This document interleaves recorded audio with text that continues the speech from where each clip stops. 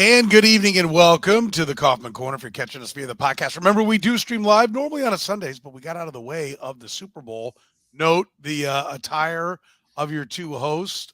Congratulations to the Kansas City Chiefs, as both Rany and I are born and bred Chiefs fans. So we are very excited to see the Kansas City Chiefs being Super Bowl champions. Congratulations to them and to Chiefs fans, as we know there's a lot of crossover between Royals and Chiefs fans. So we've got a special edition of the Kaufman Corner. Basically, what can the Royals learn from the Kansas City Chiefs? Are there processes? Are there mindsets? Are there philosophies? Are there team building? What is it that has been successful for the Kansas City Chiefs that could potentially be successful for the Kansas City Royals? We break that down. If there's time, frankly, Randy thinks there will be. I don't think there's time to get into some of the things we want to see out of spring training, expectations, so on and so forth. Then we'll get to that. Otherwise, we'll save that for when we come back at you next week, where I will be in Surprise, Arizona. Without further ado, let's talk about it here on the Kaufman Corner. This is the Kaufman Corner Podcast, the most in-depth analysis of the Kansas City Royals, breaking down the Royals like no one else can. Kaufman Corner is hosted by Rany Jazayerli and Soren Petro. Rany is a co-founder of Baseball Prospectus, author of Rany on the Royals, and former columnist for Grantland, The Ringer, and The Athletic. Soren is the award-winning afternoon drive host of the program on Sports Radio 810 WHB in Kansas City. Kaufman Corner is proudly brought to you by Gann Asphalt and Concrete, Kansas City's nationally recognized full-service paving and pavement maintenance contractor, making parking lot problems disappear in Kansas City since 1994. Free consultations, no commissions, in-house crews, and every project comes with a written warranty. Find them online at GannAsphalt.com or call 816-484-3338. Gann Asphalt and Concrete, one contractor, all things parking lot. Now, here are your hosts, Rany Jazayerli and Soren Petro. And good evening, good afternoon, good morning, whenever you are listening to us here on the Kaufman Corner. We appreciate your time. Of course, we thank our fine sponsor, Gann Asphalt and Concrete, proudly serving the entire KC metro area. Gann Asphalt and Concrete, you should understand, is also in the process of hiring right now. That's right. You, too, could work for Kansas City's best pavement problem solver, whether it's building new, whether it's fixing what's already there, just striping, whatever it is. Nobody does it like Gann Asphalt and Concrete. Find them online at GannAsphalt.com or call 816-484-3338, up to $30 an hour. Paid time off. It's all there. Go to GannAsphalt.com to learn more. Randy, congratulations on the Chiefs' big Super Bowl win. I know you had a lot to do with it, so I want to start by congratulating you first. With their big win. It was quite the entertaining night for all Chiefs fans everywhere. But also, I do think there's a few things we can learn.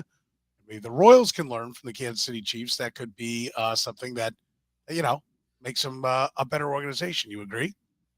I do. First off, thank you for acknowledging my substantial contributions to the Super Bowl winning Kansas City Chiefs.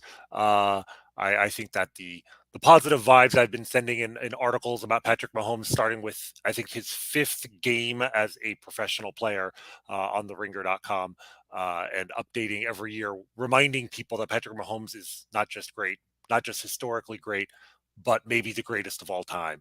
And that's the one thing that the Royals might have a little bit of difficulty in replicating, no matter how many lessons they take from the Kansas City Chiefs.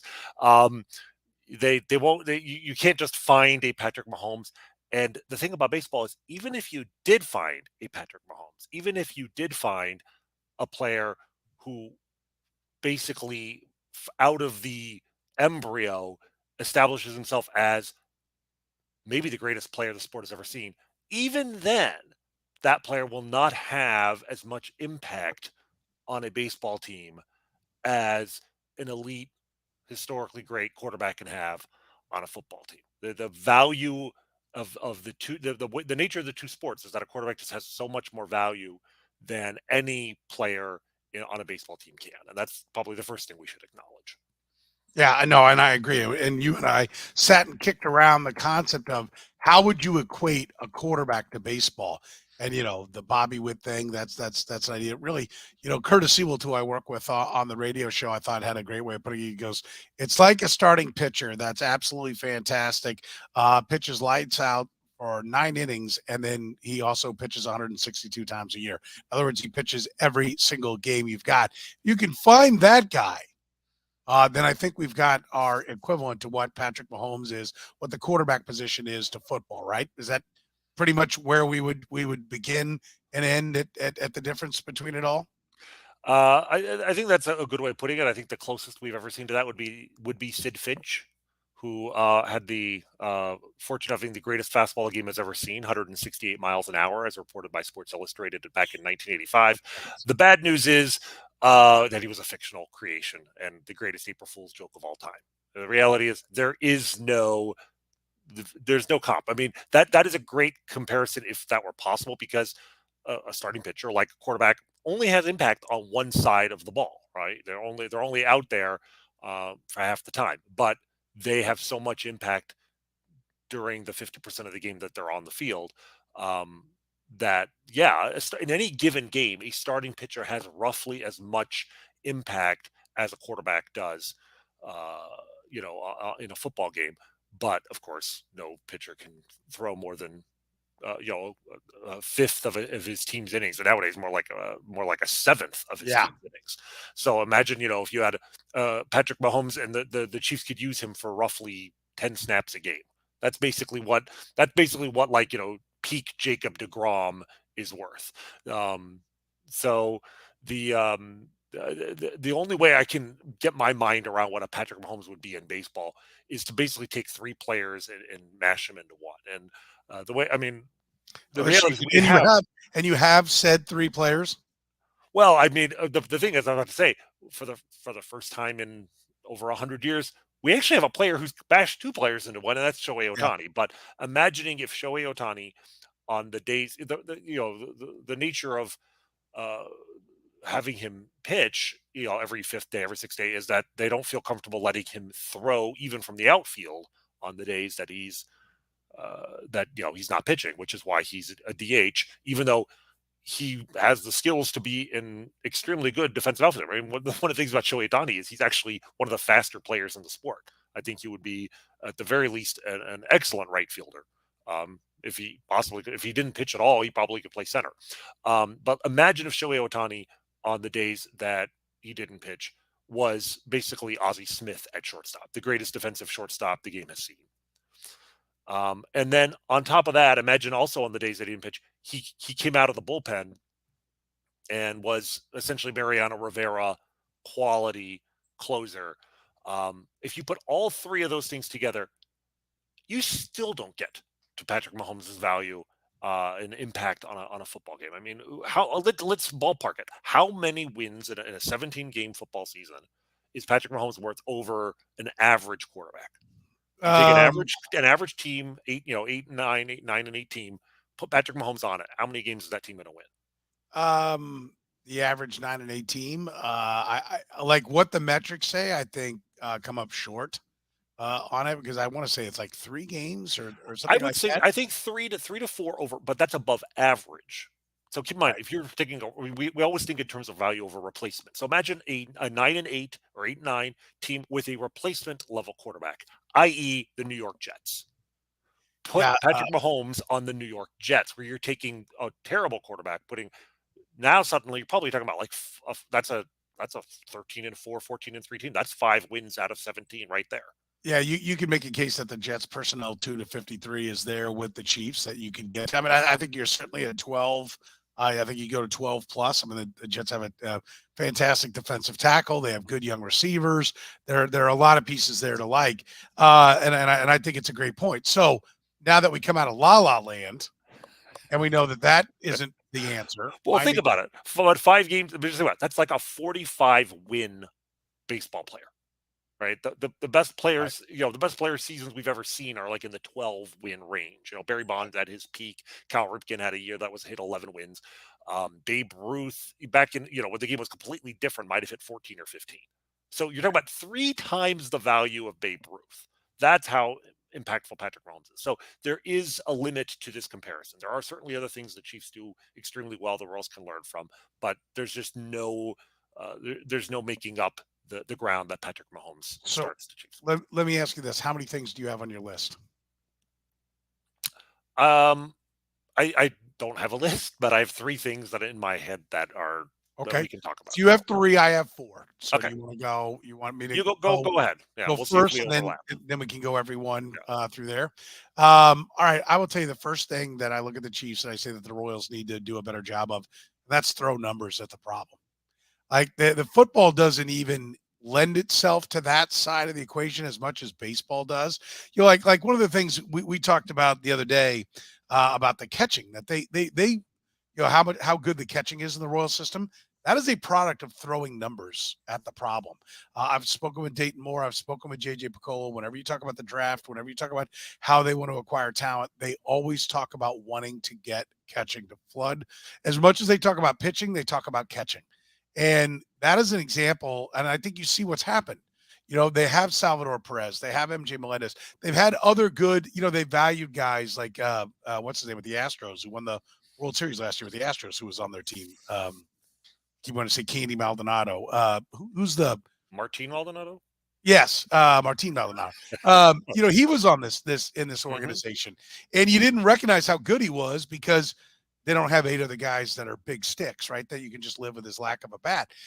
They've always prioritized catching, and they've reflected that with good catch and throw guys, good offensive guys, some guys that are just offensive, some guys that are just defensive, and guys like Salvador Perez that, depending upon what metrics you're looking at, are good at both. That is an example of throwing numbers at the problem. The Royal or the Chiefs, you know, they had some decisions to make. Right, they walked on Tyreek Hill, they walked on Charvarius Ward, they walked on Tyrann Mathieu. They knew they needed help in the secondary. They knew they needed to get better in the secondary, and they threw numbers at it. They drafted 3 corners, a safety, and a corner safety hybrid, all of which played in the AFC Championship game at Super Bowl. One of them just played in the just played on special teams, but 3 corners basically played the entire game against the Bengals and won. Brian Cook is their third safety. Will probably replace Juan Thornhill. They knew they had an issue there. They didn't just take one shot at it. They kept firing at it. Now, in some ways, I thought about that when I'm writing that down, and I'm like, okay, in some ways, haven't they done that in pitching? I mean, yes and no. One draft, but is that really in baseball terminology where you get 20 picks each year, unlimited signings? Previously, let's go back previously before the new rules where you had like almost unlimited minor league players, particularly when you counted Latin America. Were they really throwing numbers at it? Not to the degree that I think ratio wise the Chiefs did in one draft class. In one draft class, they pounded the numbers at that position. So I think one of the things they could do is like when they look at something, you know, and some of it, like all of this is going to kind of blend together. I mean, I'm going to talk about a couple other things that's going to sound a little familiar, but it's just the next step of this. But the first thing is like identifying a problem and throwing resources at it. Because I think the Royals to this point, and I am quite optimistic off what I've seen so far from JJ Piccolo that more of that is going to happen. But Dayton seemed to kind of trying to be lining up each spot with one thing, and it all needed to work. And if it didn't all work, it all collapsed like a house of cards. So I would say they need to do a better job of throwing numbers at where there are problems. Or in baseball, it's almost throwing numbers at the things that are more important. Yeah, and that kind of ties in about what my the number one thing on my list is, and not to be flippant about it, but it's 3 words: have a plan. And I mean, again, I'm being flippant, but it seems so obvious. But when you look at some of the things the Chiefs did, particularly that manifested in this Super Bowl season, even more than the first one, things like trading Tyreek Hill and the way that they, after they won their first Super Bowl, they planned ahead for Patrick Mahomes' contract, came up with a very creative structure that gave him huge guarantees up front, but also gave them tremendous flexibility with the converting signing bonuses into roster bonuses. They basically have like an easy The other way button. around, roster and the sign. Sorry, signing bonus into roster bonuses. They have an easy button they can push at any moment, um, and push out cap obligations into the future if they need it. But they took a hard look around after last season and realized that where the cap was and what Tyreek Hill's demands were in terms of money, that if they were going to try and keep this core together, it was going to shorten their window, and that there was a way for them to succeed without him. And it's funny looking back because, of course, at the moment that trade came down, the emotional response that pretty much all Chiefs fans had was, especially coming off of a very painful loss to the Bengals in the AFC Championship game last year, was, oh my God, this is the end of an era. When in fact, I think I'd like to think 5, 10, 15 years from now, whenever this run ends, that you will look back at the back at that trade as one of the most pivotal moments in sustaining the Chiefs' run of success, because they opened up cap space, they got draft picks, they obtained a tremendous amount of draft capital, and draft capital is extremely valuable because, especially in football, because with a salary cap, draft picks don't make a lot of money. And it suddenly allowed them to bring in a lot of talent without taking up cap space. But the fact that early on in Patrick Mahomes' contract, they were willing to spend money in free agency and go out and get Tyrann Mathieu and Frank Clark, and maybe they overpaid for some of those guys, but they brought in talent immediately, and now they're being much more ruthless in terms of the way that they are allocating their financial capital.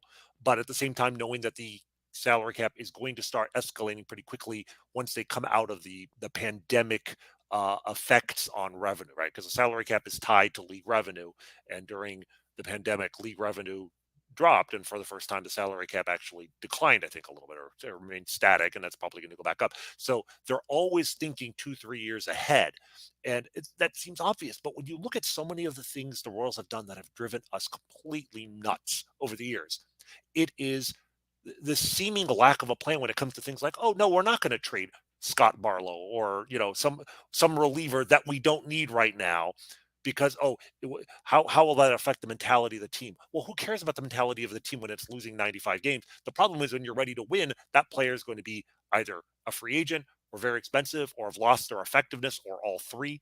And so many times, I mean, we're talking about it right now with Salvador Perez. What is the plan with Salvador Perez?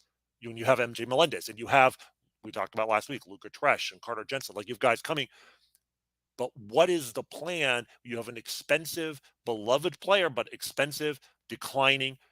Is there value in making the difficult decision of trading him? If the Chiefs can trade Tyreek Hill and win a Super Bowl, Tyreek Hill was beloved in Kansas City too, but you know what fans like more than a star player? They like winning. They like championships.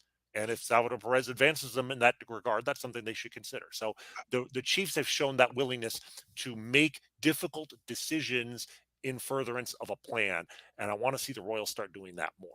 Yeah, there are obviously inherent differences, as we've talked about. Another one is that your draft picks are further away and you have to develop them. You don't have a freebie development system in college, so when you do trade for picks, and you can trade picks, which I think is one of the things that's absolutely ridiculous about baseball, that we're here in 2023 and you can't trade draft picks because the A's used to just like farm out all their players to the Yankees all the time. Like, that doesn't occur anymore. And every other sport in the world, or at least in America, has this element, and you can't do it. It's ridiculous. But to your point, and that kind of takes me to my second one, don't serve two masters, right? To your point about Salvador Perez, what was the goal? Like, first of all, I think the goal to, like, all over the place, I think the Royals have served two masters. And again, let me say that most of what I'm talking about is looking backward with an eye moving forward, because J.J. Piccolo was part of that process looking backward. But I will continue to say, give the man a year before we really start to say, okay, this is what he's all about, because you can't just wave a wand in one off season. So we really need to get to spring training of 24, and then we'll have an idea of exactly what J.J. Piccolo is. But like with Salvador Perez, the two masters that they've served is they want to win, but I think they also want to send somebody to the Hall of Fame. They want to win, but they want an iconic player that has all the jerseys. They want to win. They want to put somebody in the Royals Hall of Fame. They want to win. They want a retired number out in the outfield. And I don't know that in small market you can do both, right? I think it's threading such a needle to try to have a guy that's going to be a career player for your team and consistently win in small market baseball. Is one of the first things that was said was, because of the economics, if you had a Patrick Mahomes, that the Royals couldn't keep him. Yes, and you know that in advance. And, I think it also speaks to, the Chiefs went into uncharted territory. The 17+% that Patrick Mahomes took up of the salary cap is something that, you say, well, in baseball, there's no figure that you have to stay below, but we know there is. There's a payroll number that the owner's not going to go beyond. So if you can look at what we call the most valuable position, and nobody until this year had been more than 13% of a salary cap figure and been able to win with a quarterback that expensive, and certainly not any other position that expensive. Patrick Mahomes is new territory at 17%. Salvador Perez is probably going to be upwards of 22, 23% of the Royals payroll. And as we've pointed out, he won't be nearly as valuable, nearly as productive as Patrick Mahomes is in football. So how can you possibly be looking at it if you're using football? And I think sometimes, I don't think they ever do. But if you're doing it, you just think they say, well, we don't have a cap. You do. You have whatever the owner will put your ceiling at. And therefore, nobody in a sport where nobody can affect change like a quarterback can should ever have a higher percentage of money in a ball player on a baseball team than what the best quarterback has cost on a football team. And that's where I say, don't serve two masters. What are you here to do? Put Salvador Perez in the Hall of Fame wearing a Royals uniform, or win games, or get back to contending. Because I don't think you can do both. And if you knew that 2 years ago, Dayton Moore would have traded him before he signed him, and they certainly would have said, okay, 48 home runs. He's never doing this again. Does anybody think he's going to hit 48 home runs again? He will never do it again. Let's see who's out there and who will take Salvador Perez. I love Salvador Perez. If he plays his entire career with the Royals, that's fine. But the serving two masters, the Chiefs had a stated goal. It's Mahomes and everything we put around it. Tyreek Hill came up. They would have loved to have had Tyreek Hill. They didn't mess with it. They traded him. They got more draft picks. They got more that created resources, and they put it into building the best team around him. And I think, that's something that when I look at the Royals, they don't adhere to. They constantly try to serve two masters. And it goes into their trades as well. Rany, I mean, how many times do you see a deal and they're getting back all guys that are AAA or higher?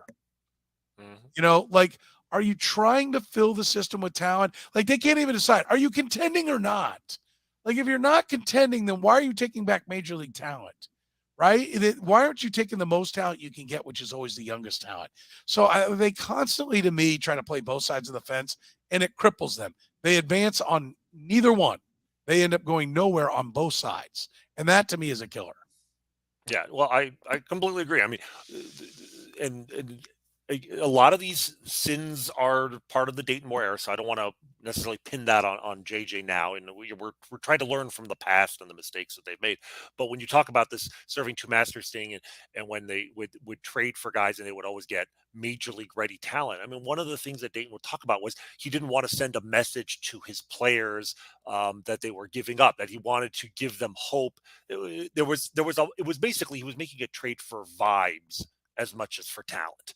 And that's the serving two masters thing. Like, are you trying to build a championship organization or not? If you are, yes, vibes are important once you have the talent. The vibes were important on those 2014, 2015 teams. Absolutely. But they had talent first.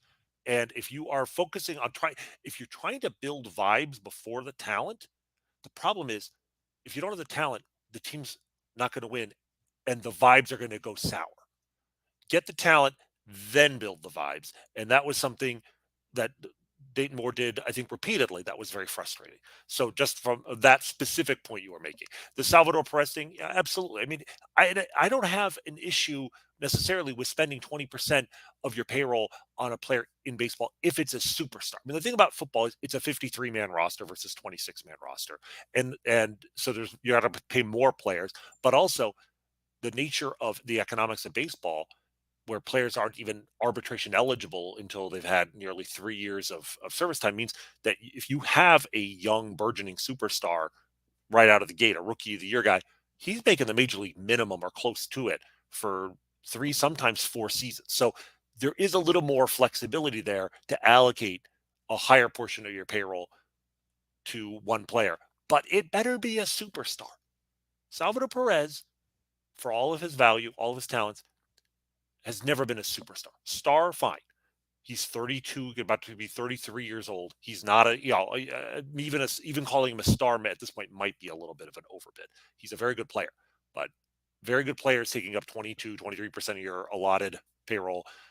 That's not a recipe for building a winning team. So I completely agree with what you're saying. My second point, sticking to the theme of very simple ideas, draft better. All right. Yes, I mean but it's so important. The Chiefs, I mean, what made this season such a spectacular success for the Chiefs wasn't just that they had the wisdom to trade Tyreek Hill for draft picks. It's that they pretty much nailed the draft. I mean, it's only 1 year. We'll see, but when you're starting a seventh round pick at running back and another seventh round pick is like starting at cornerback, and you're good enough to win the Super Bowl, you've done a pretty good job of identifying talent. When you took 10 draft picks, 9 of them are on the active roster for the Super Bowl that year. That's pretty much historic. And this wasn't a 1 year thing. I mean, if you look back, I think it's the last 4 drafts. Your 24 players, I think, is how many they drafted in the last 4 drafts, the Chiefs. And I want to see something like 22 of those 24 still on the roster or were on the roster at some point this season. That basically missed on 2 guys in 4 years. I mean, the Raiders missed on more than 2 guys in 1 year. So that's very impressive. Second round picks. Nick Bolton was not was a very controversial second round pick. A lot of people were thinking, oh, is this just he's a local guy, he's a Mizzou kid. Nick Bolton was turned into a hell of a linebacker.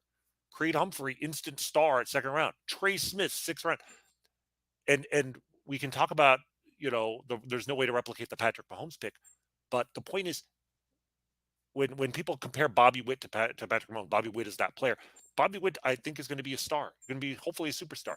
He was the number 2 pick in a draft where there were basically 2 clear number 1 talents. It wasn't a difficult decision. Trading up to take Patrick Mahomes at that time was considered a huge risk. No other team was willing to make that gamble except the Chiefs. And they identified talent so spectacularly well that they made a franchise-altering decision. So to me, I'll know that the Royals are doing a better job here, not when they're taking Bobby Witt with the number 2 pick, but when they're drafting in the middle of the first round and they're nailing those picks, because they took Asa Lacy with the number 4 pick. How's that worked out? We think about the huge run of bad picks in the early part of the last decade. The run of Kyle Zimmer and Bubba Starling and Christian Colon. I mean, those are higher draft picks than the Patrick Mahomes pick, and they were not nailing those picks. So we'll see. Gavin Cross was the number 9 pick. Maybe Gavin Cross can be that guy, but they've got to start nailing their first round picks, and then they have to start finding more talent in the later rounds of the draft. Yeah, I'm with you on that. Although I will ask you to pump the brakes a little bit on the last 2 drafts. They're incredibly good compared to what the norm is in the NFL. Like, very good. Which is all you can ask for. Listen, and I was on ESPN radio tonight with Freddie and Fitzsimmons, and we were talking about things, and they said, well, what's one thing that's not getting talked about? I said, well, I'm glad you put it that way. I said, it's the drafting in the front office of the Chiefs. Mahomes, Andy Reid always get talked about, but the job Brett Veach did, putting talent around him was fantastic. So I want to start by that by saying I'm out there, beating the drum for it. But, Sky Moore, Noah Gray, these are guys that, it's like I used to talk about, like, different guys, like the Royals that have a utility player. Like, everybody thought the guy sucked. But if he's playing for the Yankees in the midst of 102 wins, he's gritty, he's gutty. Remember that one hit he got that got us that win? Oh, Sky Moore has that punt return against the Bengals. Maybe it's great. Yeah, Sky Moore is not an everyday wide receiver, right? But we romanticize it. But your point is valid. He is a rotational guy. They are getting production from him. And that's the thing is, the Royals, where's Gerard Dyson? Right? Like, that was a great pick in the 50th round. Exactly. The high picks got to be really good, right? But then you also have to supplement. Where's Carlos Beltran in the 2nd round? Where are, the guys that they used to be able to bring? Brett Saberhagen wasn't a high pick. Like, they seem to hit nothing but the upper end. And even, for as much as Dayton Moore's philosophy of taking high school upside guys and all this, and then claiming victory because the 14 and 15 Royals went to the World Series. They went to the World Series, but they didn't resemble that at all. There was no Chipper Jones. There was no, Hall of Fame guy, no true superstar. Actually, all the guys they had that they put those picks in, Christian Colon, Mike Moustakas, Eric Hosmer, they were playing like college mid-round picks. I mean, they weren't stars. His team was really one of no weakness, right? It was really just the best version of a Rays or A's team that seemed to get hot at the right time. And had re-engineered bullpens, had taken that to the nth degree. So I agree with you on if that. you look at the Royals team now, I'm trying to find who's the mid-round draft pick that is actually turned into something more than just like a reliever. Vinny Pasquantino might be the only guy. 10th or Could 11th be, rounder. but who has been? Right. You're right. Lately, no one. I mean, Gerard Dyson is a great example. That's a rare thing, but the point is, like, just anybody not taken in the first 5 rounds who is something more than a reliever. You can, teams will always find, the 18th round draft pick who turns into a nice 70 inning piece in the bullpen. But an actual everyday guy or a starting pitcher, they're not finding those guys. Well, could we say that as we sit here right now, guys that are at least outside the upper end, Vinny Pasquantino, Michael Morse, Michael Massey, right? He's like is a guy that could be one of those guys. MJ Melendez was a second round pick, right? He was a second round pick, yeah. Nicky Lopez, 5th rounder, but I mean, Nicky Lopez right now is more of a useful piece than an everyday guy, right? Yeah. And there are some guys down in the system that we've talked about on previous episodes that we think are going to be good guys. All right, you ready for my next one? I am. It's kind of down the road of where you went, and it's kind of along the road of don't serve two masters, and that's have a plan and stick with it, right? Like, and this is a little different than the don't serve two masters. Like whatever it is you're going to do, go do it. And like, what is the plan right now? Like, this is your have a plan. Like, identify it, but then stay the course, right? Like if you're gonna blow it up, blow it up. If you're gonna go now, go now. But like the worst thing I've seen them do, the worst thing that signaled that we were in for a long rebuild, and I said it at the time, and I said, okay, I'll walk this back, and I'll take it if I'm wrong. I said, but when you move Wade Davis for and I can't remember his name, the 48 Jorge Soler. Jorge Soler, like, what are you doing? Like, well, we need more controllable years, but we're still trying to contend. And that like, okay, if you're ready to blow it up, blow it up. If you're going to keep Eric Hosmer, he's your guy, then keep Eric Hosmer and don't be, don't like be turned away. Like, you were already at a point that you were overspending. And listen, and I recognize that I'm pointing out that would have been a bad thing, that for the wrong reason, the right thing happened, but they still had no plan. They were still a rudderless ship, to your point. And so, like, whatever the plan is, if it's all pitching, why aren't they still firing on pitching? I don't want them to. I want them to take bats at the top. But they had this idea that it was all about pitching, and then they're back to taking a hitter, and or it's about power pitching, and then they're taking soft tossers, right? Like even within their own draft, their fabled 2018 draft, they were talking about power pitching, and they're taking Chris Bubich. Like, there were other power arms, but it's like they were kind of all over the board. And I don't know that they ever stay the course on what it is they're doing, that they're not off and on to the next thing, before they even allow the thing that they said was their plan to come to fruition. So that one, to me, like the Chiefs, when they said we're dumping salary, they dumped Tyreek Hill in a trade. They let Tyrann Mathieu go. They let Charvarius Ward go. And again, to the point is, like, if you're like, hey, we can't win with this much of Salvador Perez, and I heard some people go, well, who would take him? Lots of people would take him if you eat half the money and say we're going in another direction. Because if you eat half the money, that's half you still got back, right? And so if you've gotten to that point, our plan is that we can't have this much money tied up in a guy. Okay, then go. Like, I don't, I just, to me, I don't think that they ever kind of stick with a plan. And I'm hoping that as JJ Picola's plan becomes clear, it comes to fruition, he stays with it, whatever it is, because a bad plan is better than no plan. I'll push back on that just a little bit, in the sense that when you say, like, oh, with Eric Hosmer, they try to sign him, but then they kind of dropped out of the bidding at a certain point. That they didn't stick to the plan. I do think you have to balance having a plan with having flexibility to change as Okay, circumstances warrant. let me tweak it a little bit because I see what you're saying. If Eric Hosmer was the plan, he should have been signed long before they ever got to that point. That's more of what I'm getting at is when did he become the plan? Right. When his contract was up, he became the plan. Like if he was the plan, you should have done everything 2 years earlier. Say, here, you're our guy. We're locking you up for that. We're getting it done. And I know with Boris, it's hard to do, but it's been done. Well, that's the thing. I think it's player dependent. Like Boris will do it if his client wants, but his clients pick him, and sometimes because that's not what they want to do. And I mean, from a purely financial standpoint, I would have to argue that it worked out extremely well for Eric Hosmer because he had the best season of his career right before free agency, never hit the same way again. And look, even if that was the plan, was we're going to bring back Eric Hosmer at any cost.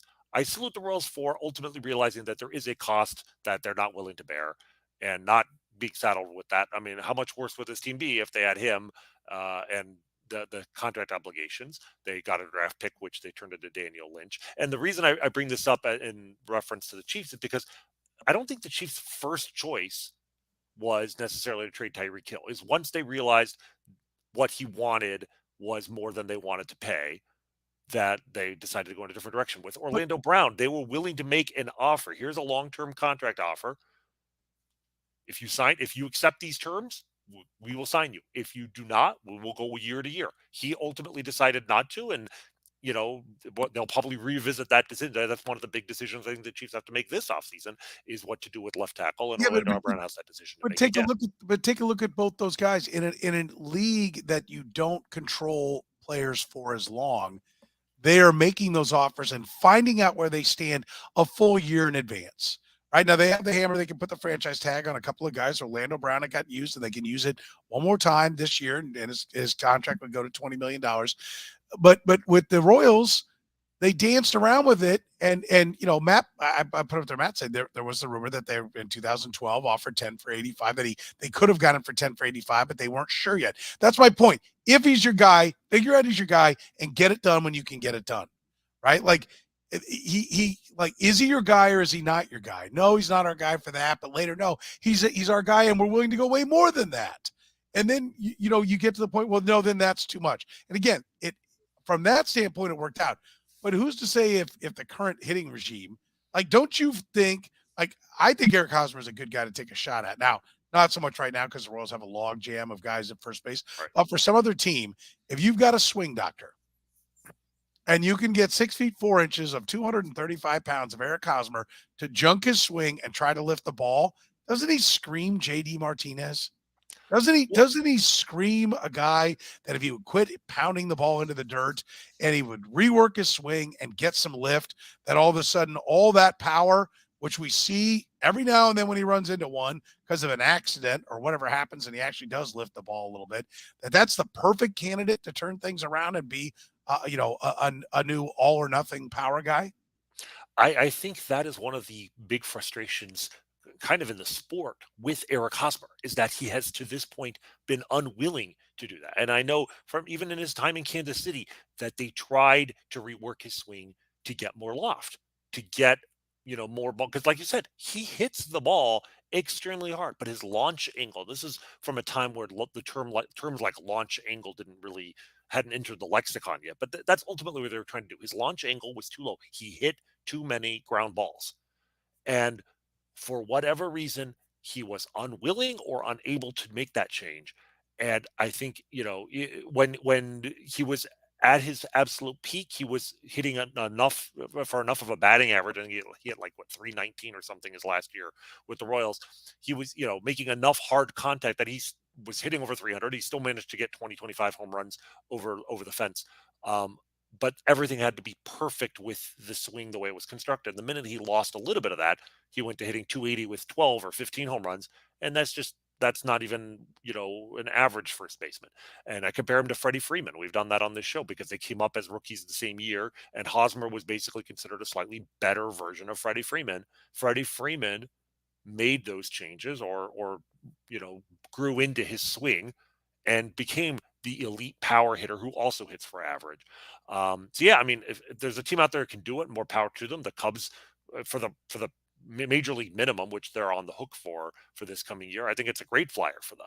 But they have to get through. Maybe the being being basically given away by two different organizations in the last 6 months might have humbled Eric Hosmer to the point where he's willing to make some drastic changes he hasn't been willing to.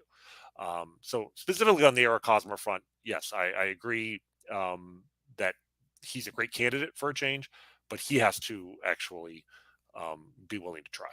So, but that leads into my third point. You were talking about the Chiefs and not worrying too much about spending money. Um, and for the Royals, what I think that the lesson learned there is stop stop using your small market as an excuse for your behavior. Yes, the Royals are a small market. No, that doesn't mean they can't afford to spend money on players, on talent, and certainly on all the other aspects of the game. As much as it pains me to say this, and believe me when I say it pains me to say this, the organization that the Chiefs, in my mind, most resemble, if you had to pick one Major League Baseball team that most resembles the Chiefs in terms of the overall outlook of the organization, it's the St. Louis Cardinals. And that hurts to say, but I think it's an apt comparison because the Cardinals, like the Chiefs, are in a technically small market. And yes, football's rules, the small market doesn't matter nearly as much. There's a lot more revenue sharing. There's obviously a salary cap. So there are certain aspects that don't translate well. But the Cardinals don't act like, they act like they can spend as much money as any other Major League Baseball team, just like the Chiefs can do that in football. The Cardinals don't play in a huge market, but the Cardinals have established such a culture of excellence that they do such a good job of drafting. I mean, you talk about the um, you talk about the Patrick Mahomes. There's no way to replicate that. The closest example I can think of that is the Cardinals drafting Albert Pujols 24 years ago, whatever it was. Albert Pujols was their Patrick Mahomes. Did he have the impact of Patrick Mahomes? No, nobody does. But the Cardinals won 2 World Series that they no way they come close to without Albert Pujols. But it wasn't just Albert Pujols. It was, going out and trading for Jim Edmonds or Scott Rowland, um, and being willing, bringing those guys in, showing them the culture of an organization that was committed to winning, showing them a fan base that was absolutely in love with their team. And or Mark McGwire is the other guy, of course, they traded for. All three of those guys, within like months of showing up in St. Louis in a trade, were willing to sign long-term deals. And the Cardinals were willing to spend money to get those guys because they were superstars. And so they surrounded Albert Pujols with other superstar talent. They made shrewd trades. And once they found a good player, they found an Adam Wainwright or Yadier Molina. They kept them, or they had the money to spend to keep the stars that they did develop, and they spent money to develop, to bring in stars that they didn't develop, and it becomes a self-sustaining system because when you're winning constantly, the fans will come out. You're bringing in more revenue, and even in a small market, the Cardinals have shown that you can do that. And we've said this before: there's no reason the Royals cannot, in time, if they establish the same kind of standards of excellence the Cardinals have, that the Royals cannot develop that level of a fan base, that level of a revenue stream, that level of national prominence. And that's, I think, to me, the Cardinals of Kansas City are the Chiefs because the Chiefs have done that.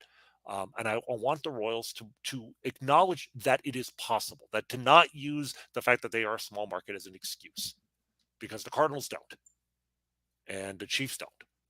And that's something that, will take time, but is absolutely, like, if there's a legacy John Sherman wants to have as owner of the Kansas City Royals, if he's going to be the owner for 15, 20, 25 years, however long, if he can put the Royals on the path toward becoming the Cardinals of the American League, that I think is the greatest legacy that he could leave this franchise. Yeah, I think that's a fair point. Um, and I'm with you. I think, listen, you can spend money. You can spend money if you have not wasted it in other places. right? Like that's going to be one of the keys. And you've got to play. You've got to be willing to turn guys over, right? Mhm. That's the other thing. It's because other guys got to be moved. If you're going to spend big money, we talk about the percentage of the payroll. If you're going to put 25, 30% of the payroll into a guy, that means other spots got to be turned over. When it gets time for a guy to get expensive, you've got to trade him for something else. Then you've got to have other good players. So I'm with you, but there's so many things that go into, you know, uh, putting the talent around the expensive player, right? The expensive player is no good unless you have other talent around him. So they've got to do all that. So I get if we wait a year or two, preferably just a year, before JJ Piccolo puts a pricey player into the equation, I'm okay with that because I think you have to have a team that's good enough for that guy to be worthwhile. Otherwise, you're just, what last year would a 45 home run bat have done in the middle of the lineup? They'd have won 70 games at But best. it also means not spending like the 8.5 million on Jordan Lyles. Like it means not set. Like if you're going to spend money, spend money. If you're not going to go spend money, then you don't settle for some second tier guy because he's the guy who accepted the contract to Kansas City. I agree. The Jordan Lyles deal is a deal now, in my opinion, to create competition for the young guys, to not be giving them. And I'm going to, and that's going to be my last point here in a second. But he's here. That's not the plan. That's the patch, because the plan has crapped the bed, right? That's the patch. The future will be that should be Bubich and Keller and all the guys you've had should be handling that. You shouldn't be having to take 5 of the guys that should be the plan and have them compete for 2 spots. But it's because everything's been given to them, or at least they're wondering, is that the problem? They haven't been able to get there. I agree with you. To me, I'll say get the youth right. Right? That's my last one. Trust the youth. I think sometimes the Royals aren't willing to give young guys a shot. They're not willing to take their lumps with young guys. Like Kyle Isbell's a perfect example. Made the roster last year, opening day. Immediately sat the bench. WTF. I mean, all this kind of cycles back to have a plan and stick with it and all those kind of things, right? But like no, we loved him in spring training's there, and then no, Mike Matheny was afraid to put him out on the field. If he's got it, then put him out there and live with some failure, and see what you've got there. But it also means coach the youth. You know what you have with the Kansas City Chiefs, which was our jumping off point on this, things you can learn from the Chiefs. The Chiefs had a defensive back coach, and I forget, I can't even remember his name, like 2 years ago. And Dave Merritt was the assistant coach, right? The assistant DB coach. And they saw him doing more. They moved him into that role. He coached the defensive backs, 5 rookies. They won a Super Bowl with 5 rookies, 4 that played a ton in the defensive backfield. Why? Because they found the coach that could coach him. Up front, they weren't getting after the quarterback. They'd been terrible sacking the quarterback the last 2 years. They had a guy that was a good coach. He was with the Patriots. They moved him out of the defensive line and back to the linebackers coach, Brendan Daly, and they brought in Joe Cullen, who was a very well-respected defensive line coach. And what do you know? George Karlaftis, again, the youth, comes in, has a lot of pressures, not a lot of sacks, but a lot of pressures early. Second half of the season, last 7 games, 5.5 sacks. Frank Clark suddenly plays one of his better games. Chris Jones goes back to being the best version of Chris Jones with 15.5 sacks. Across the board, the coaching. And this is one of the things that I do think that we are seeing them start to do. We've seen a number of hires and a number of people. And one of the things I remember talking to Jeff Passan on my radio show about how they have coaches who coach the coaches. There are coaches that rove around. There are coaches everywhere. And that's what I'm hoping we're going to see. We've said it many times. There's no cap. There's no limit. And the amount that you spend on coaches is a fraction to what it costs to spend on one semi-expensive player, right? Like the best pitching coach left the Twins, or one of the better pitching coaches, for $300,000 to go make $600,000 in college. That's ridiculous. If he's that good, then the Royals should pay him $750,000. Coordinators in the NFL are making 3, 4. Hell, coordinators in college football are making $3 million now. Like, this is one where the youth has to be what you value. And it's not just stating it. It's not just taking a pick and hyping them up. It's putting everything around them, whether that's one, giving them a spot to play at the big league club, which they gave to Kyle Isbell for 5 minutes and then took away, right? Which I don't even mind. The point isn't that Kyle Isbell should play more. The point is you saw something in him and you never even gave it a chance to go. And then it's put all the support you need around those guys, whether that's someone to kick them in the ass or someone to give them a hug, and let's go with the youth. Sorry, so I'm really annoyed with you right now because in the process of doing this, I came up with a fourth thing, and then you just stole my thunder with it because you just said get the youth right. My fourth thing was going to be get the coaching right, because that to me is something that I you know the on some instinctual level that the Chiefs must have good coaching when they go 14-3 every year in the regular season, but when you get to the postseason and every play is magnified, and then you get the kind of detailed reports after a playoff win of some of the plays that the Chiefs have cooked up, or a weakness they spotted in the Eagles, a tendency they had on jet motion sweeps, and they basically spammed the same play twice and got touchdowns on third and goal on two consecutive possessions, against a fellow Super Bowl team. That's when you really can pinpoint how well coached the Chiefs are. And you mentioned they brought in Joe Cullen this year, and by the end of the year, we were hearing so much about the transformation of the Chiefs defense, because the Chiefs last year were like 31st in the league in sacks, and this year we're second. I mean, and everyone's crediting a defensive line coach that most, at least certainly casual Chiefs fans, had never heard of. And that's like, we're not talking about the coordinators. I mean, the coordinators are great.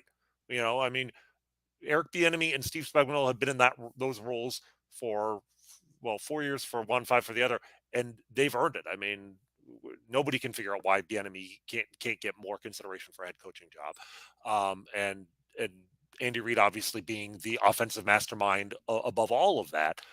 But they have good coaches at every single level. I mean, Mike Kafka had to leave the organization because he was like so far down the line, and immediately became a successful offensive coordinator. Now he's being talked about as a head coaching candidate.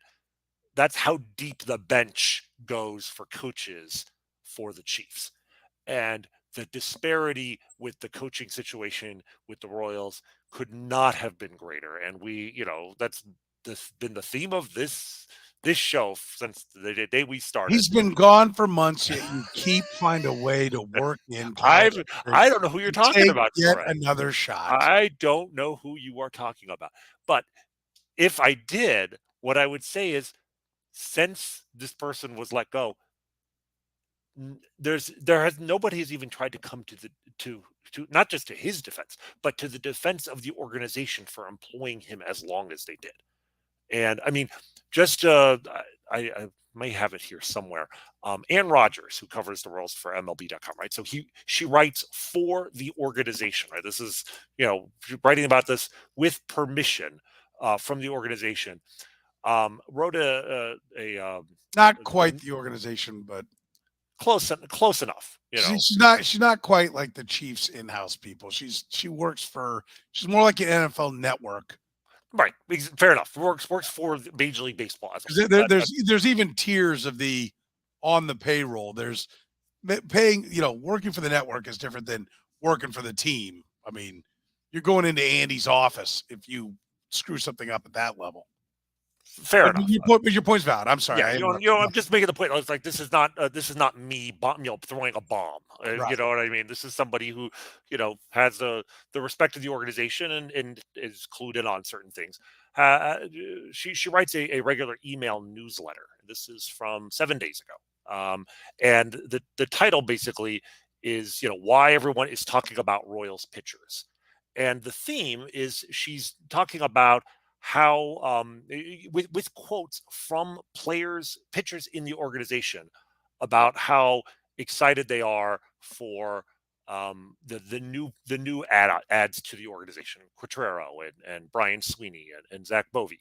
I mean, here's Brady Singer, mind you, Brady Singer, who, if there is one success story from the past couple of seasons in the Royals pitching department, it's Brady Singer. But let me just read this quote from Brady Singer. Quote, "The biggest thing I'm excited for is the background from all of them. Q with the Rays, huge success there. Sweeney with the Guardians, obviously they have a really good young pitching staff. I think just a different change of techniques and ideas they have from different organizations is going to be really helpful. I think the analytical part is something that we haven't implemented as well. And I think they're going to bring some really good ideas. And it goes on about Zach Bovee. He's really good with all that stuff, Singer said. Knows a lot about the numbers, about pitch designs, pitch grips. His analytical side with pitch spin and usage, plus Sweeney's knowledge coming together is going to change a lot of things. Now, of course, he's going to be positive about whoever the Royals bring in. But I mean, it doesn't take a lot of reading between the lines to realize that even Brady Singer, who has had success, is saying that the Royals have not done a damn thing when it comes Right. to using analytics. And what has been so frustrating to me about the Royals in recent years, because look, I've been doing this a long time. All right. Yep. We started Baseball Prospectus 27 years ago. The idea 27 years ago that we could even get somebody in a major league front office to listen to analytics was a pipe dream. And then amazingly that happened. But for you started seeing people pop up, the Theo Epsteins of the world and Thad Levines, the guys like that, young guys, up and comers in front offices. What you never heard, what we never even considered was the players buying in.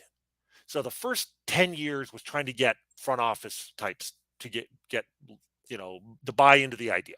The next 10 years would be moving that down to like management level. But the last 10 years has seen a flood of analytics get down to the players because players have seen how it can improve their careers personally. And from the time, you started seeing Jose Bautista remake his swing and become a superstar and make lots and lots of money. And then it was guys like Daniel Murphy and Justin Turner. Like now it's the players want this stuff. It's not like you have to convince players that that data works. It used to, if I'd gone and tried to talk to a player about something the numbers are showing he could do to improve his performance 15 years ago, it would have been laughed at. Now those guys are they're going to drive line and trying to remake their pitching mechanics. Like they talk to other players who are like, yeah, I'm a better player now because of this. I did something. I changed my arm angle. I changed my grip, et cetera, et cetera. I worked with this high speed camera to figure out a flaw in my motion. Yeah. So you don't have to convince the players. And the fact that the Royals were neglecting the opportunity to use this when the players were begging for it is such an indictment of where the coaching was 6 months ago. But those quotes, those comments talking about the new guys they've brought in, that's what gives me hope that they actually are. The players are on board. The players are ready. They like Q and Sweeney and Bovee. They don't have to come in and convince these guys.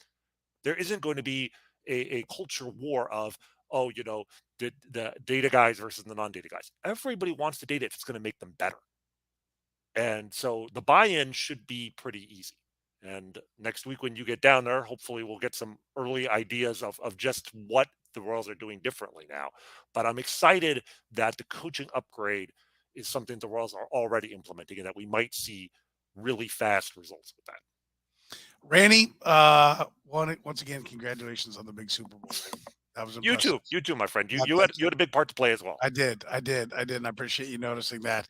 I am headed to spring training on Saturday, and we'll be there for about 4 days. So we'll see what we get from that. Of course, back at it. Not sure if we're going to be Sunday or Monday. Rany and I are going to talk about that next week because there's a bunch of stuff going on. Sunday's a big work day for us, myself and Todd Lebo, as far as things that are going on and some meetings and sitting down with some people and everything. So we got to work on that. But one or the other, we will be back at it here with Kaufman Corner. Remember, we're proudly brought to you by our friends at Gann Asphalt. Did you know Gann Asphalt and Concrete is hiring for all positions?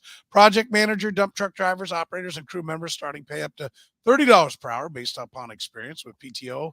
That's paid time off and insurance among some of the benefits packages. Check out more information at GannAsphalt.com. And of course, if your business has any parking lot problems, remember, free consultations, no commissions, in-house crew. Every project comes with a written warranty. Gann Asphalt and Concrete, one contractor, all things parking lot. Find them online at ganasphalt.com. Hit that like button, that love button, that subscribe button. Don't cost you nothing, but does a lot for us. We'd appreciate it if you would do that. So for the good doctor, one of the finest Chiefs fans you're going to find anywhere, one of the biggest Royals fans you're going to find anywhere, Dr. Rany Jazayerli. My name is Soren Petro, saying thank you very much for joining us here on Coffee.